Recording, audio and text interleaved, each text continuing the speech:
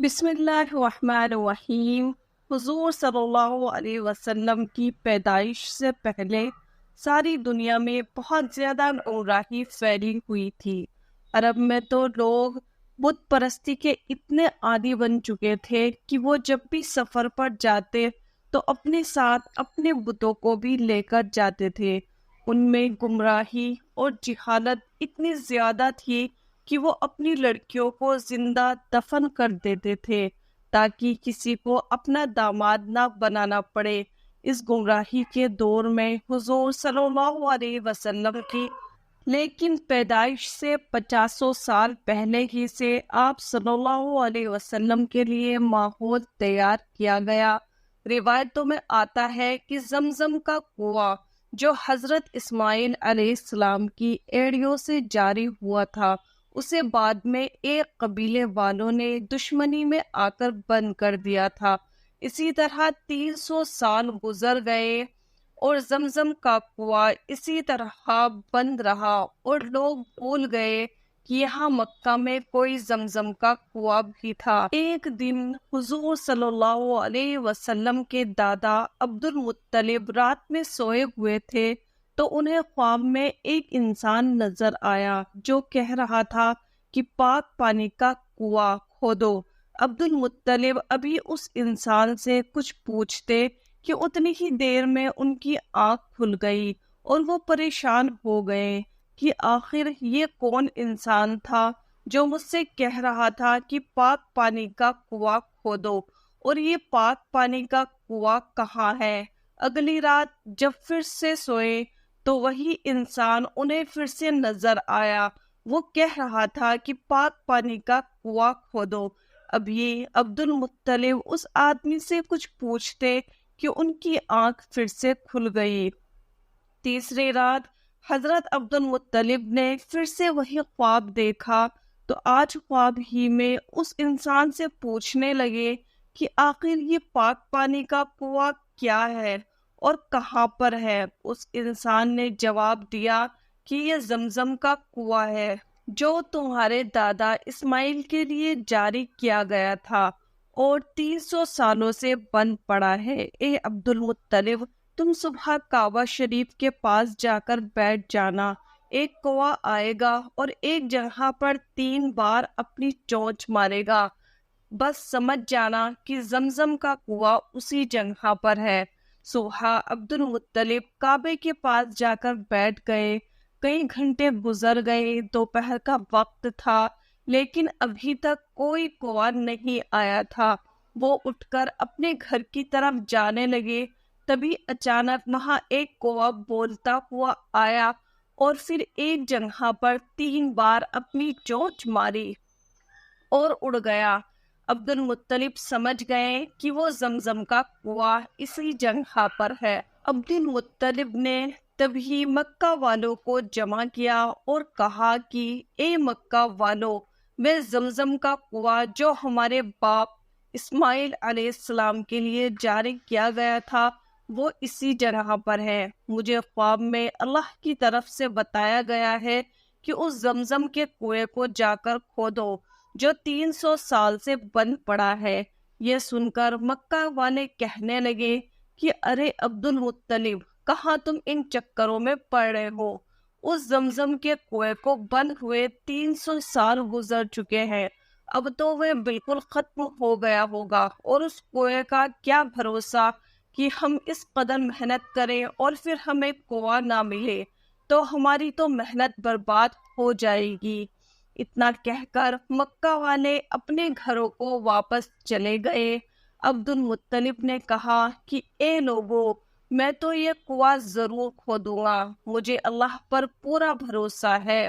عبد المطلب کا اس وقت صرف ایک ہی لڑکا تھا، ان کا نام حارث تھا۔ اسی کو ساتھ لے کر عبد المطلب وہ کنواں کھودنے لگے۔ اس وقت مکہ کی زمین پتھریلی تھی، وہاں مٹی نہیں تھی بلکہ زمین پر پتھر ہی پتھر تھے، اس لیے یہ دونوں باپ بیٹے چھینی ہتھوڑی سے ان پتھروں کو دن رات توڑتے تھے۔ روزانہ صبح کو آ جاتے اور پتھروں کو توڑنا شروع کر دیتے۔ اسی طرح کئی مہینے گزر گئے۔ لیکن زمزم کا کنواں نہیں ملا۔ اب تو لوگ مذاق اڑانا بھی شروع کر دیا۔ ایک دن دوپہر کی کڑی دھوپ میں پتھروں کو توڑتے ہوئے حضرت عبد المطلب بہت زیادہ پریشان ہو گئے، تو اللہ کے سامنے ہاتھ پھیلا کر کہنے لگے کہ اے میرے مولا، اگر آج مجھے زمزم کا کنواں مل گیا تو اگر آپ نے زندگی میں مجھے 10 لڑکے دیے تو اس میں سے ایک لڑکا آپ کی راہ میں قربان کر دوں گا۔ یہ دعا مانگنے کے بعد حضرت عبد المطلب نے چھینی ہتھوڑی سے جیسے ہی اگلے پتھر پر وار کیا تو ایک دم سے پانی کا ایک فوارہ اوپر کو اٹھا اور پھر دیکھتے ہی دیکھتے نیچے سے پانی نکلنے لگا۔ پانی نکلتا دیکھ سارے مکہ والے جمع ہو گئے اور بہت خوش ہوئے، کیونکہ مکہ میں پانی آسانی سے نہیں ملتا تھا۔ عبد المطلب نے کہا، بھاگ جاؤ اے مکہ والو یہاں سے، آج سے اس زمزم کے کنویں پر سرداری میرے خاندان کی رہے گی، لیکن ہاں تم سب اس کا پانی پی سکتے ہو۔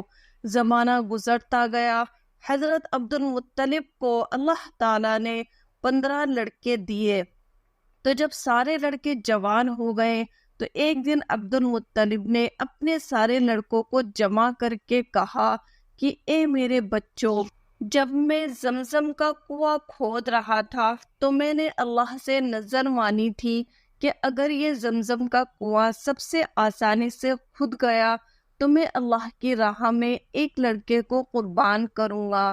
میرے بچوں، کیا تم قربان ہونے کے لیے تیار ہو؟ سارے لڑکوں نے کہا، ابا جان، آپ ہم 15 لڑکوں میں سے جس کا بھی ہاتھ پکڑ لیں گے وہ اللہ کی راہ میں قربان ہونے کے لیے تیار ہے۔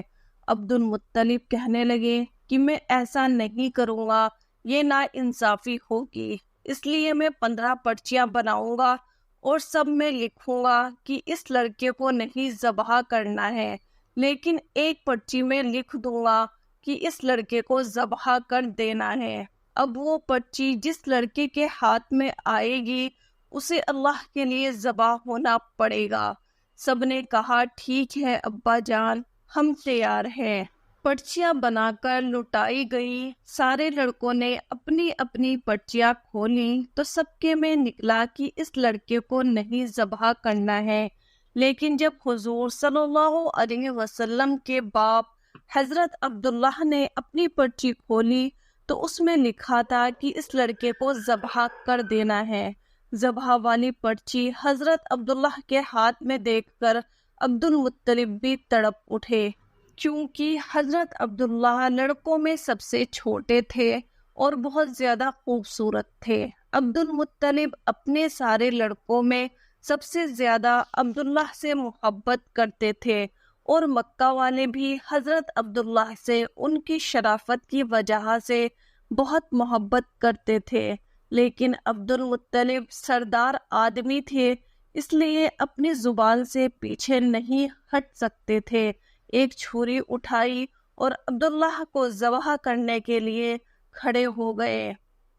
جب مکہ والوں کو خبر ہوئی کہ عبد المطلب اپنے بیٹے عبداللہ کو ذبح کرنے جا رہے ہیں تو سارے مکہ والے جمع ہو گئے اور عبد المطلب سے بحث کرنے لگے کہ کچھ بھی ہو جائے ہم عبداللہ کو ذبح نہیں ہونے دیں گے۔ عبد المطلب نے کہا کہ اے مکہ والو، ہٹ جاؤ میرے راستے سے، میں اللہ سے نظر مان چکا ہوں کہ میں اپنے 10 لڑکوں میں سے کسی ایک کو اللہ کے لیے ذبح کروں گا۔ اتنی دیر میں عاص بن وائل جو مکہ کے بڑے سرداروں میں سے تھے وہ سامنے آ کر کھڑے ہو گئے اور کہنے لگے کہ اے عبد المطلب، آج چاہے تلواریں چل جائیں اور خون کی ندیاں بہہ جائیں پھر بھی ہم عبداللہ کو ذبح نہیں ہونے دیں گے۔ عبد المطلب نے جب دیکھا کہ سارے مکہ والے ایک طرف ہیں اور میں اکیلا دوسری طرف ہوں تو وہ کہنے لگے کہ اے مکہ والو، ایک شرط پر میں عبداللہ کو چھوڑوں گا، وہ یہ ہے کہ نجران میں جو ایک جادوگر عورت ہے اگر وہ کہہ دے کہ عبداللہ کو نہ ذبح کرو تو میں ذبح نہیں کروں گا، ورنہ آپ پہ عبداللہ کو ذبح کر کے رہوں گا۔ مکہ والوں نے کہا ٹھیک ہے، ہم نذران چلیں گے اور اس عورت سے معلوم کریں گے، وہ جو کہے گی ہم اس کے لیے تیار ہیں۔ اور پھر ایک بہت بڑا قافلہ مکے سے نذران کی طرف روانہ ہوا۔ 400 کلومیٹر دور نذران کا سفر کر کے یہ تمام لوگ اس جادوگر عورت کے پاس پہنچے اور اسے ساری باتیں بتائیں۔ تو اس جادوگرنی نے کہا کہ تم لوگوں میں اگر کسی بندے کو قتل کر دیا جاتا ہے تو اس کے بدلے میں تم کیا معاوضہ لیتے ہو؟ سب نے بتایا کہ ہم اس کے بدلے میں 10 اونٹ معاوضہ لیتے ہیں۔ اس جادوگرنی نے کہا تو پھر ایک پرچی میں 10 اونٹ لکھو اور دوسری پرچی میں عبداللہ کا نام لکھو اور پرچی اڑاؤ۔ پھر عبد المطلب ان میں سے ایک پرچی کو اٹھائے، اگر اس پرچی میں عبداللہ کا نام نکلے تو دوسری پرچی پر 10 اونٹ اور بڑھا دو اور عبداللہ کو بچا لو۔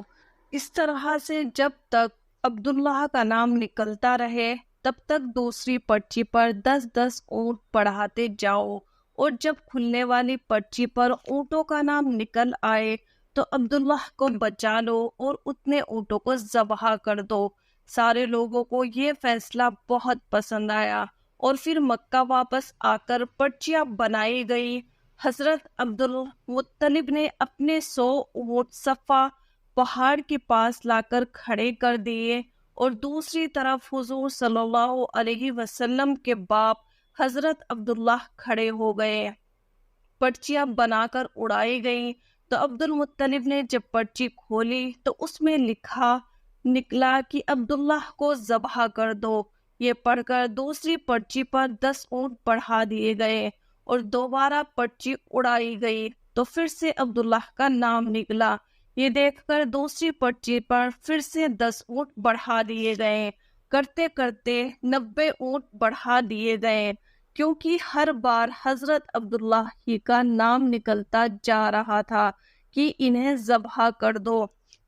آخر میں حضرت عبد المطلب نے کہا کہ اے لوگو، یہ آخری بار ہوگا، اگر اس بار بھی عبداللہ کا نام نکلتا ہے تو میں عبداللہ کو ذبح کر دوں گا۔ سبھی لوگ خاموش کھڑے تھے۔ عبد المطلب بھی بہت پریشان تھے کہ شاید اب اللہ کی مرضی ہے کہ عبداللہ کو ذبح کر دیا جائے۔ ایک پرچی پر 100 اونٹ لکھا گیا اور دوسری پرچی پر حضرت عبداللہ کا نام لکھا گیا، اور پرچی اڑا کر اٹھائی گئی تو اس میں لکھا ہوا تھا کہ 100 اونٹ ذبح کرو۔ یہ پڑھ کر سب کے چہرے پر خوشی کی لہر دوڑ گئی اور سب نے مل کر ایک بہت تیز نعرہ لگایا اور کہا کہ چلو بھائی، اب عبداللہ کو چھوڑو اور اونٹوں کو ذبح کرو۔ لیکن عبد المطلب نے کہا نہیں، ابھی ایک بار اور کیا جائے گا۔ دوبارہ پرچی اڑائی گئی تو دوبارہ بھی یہی نکلا کہ عبداللہ کو چھوڑو اور اونٹوں کو ذبح کرو۔ سارے لوگ خوش ہو کر کہنے لگے چلو اونٹوں کو ذبح کرو، لیکن عبد المطلب نے کہا نہیں، ابھی ایک بار اور کیا جائے گا۔ اور پھر تیسری بار پرچی اڑائی گئی تو تیسری بار بھی یہی نکلا کہ عبداللہ کو چھوڑو اور اونٹوں کو ذبح کرو۔ یہ پڑھ کر سارے لوگ خوشی سے جھوم اٹھے اور عبد المطلب نے اپنے بیٹے عبداللہ کو گلے سے لگا لیا اور پھر 100 اونٹ ذبح کیے۔ امید کرتی ہوں آپ کو آج کی ویڈیو پسند آئی ہوگی۔ ویڈیو پسند آئے تو لائک اور شیئر ضرور کیجیے گا، ساتھ ہی چینل کو سبسکرائب کر لیجیے گا، اس سے ہماری آنے والی ہر ویڈیو کا نوٹیفیکیشن آپ کو مل جائے گا۔